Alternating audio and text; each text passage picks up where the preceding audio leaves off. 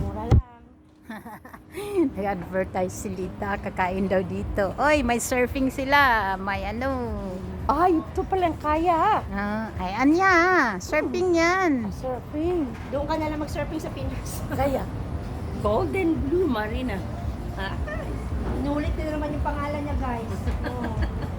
kasi nandito si pangalan. Yan, yung gusto magpunta ng South Korea ngayon.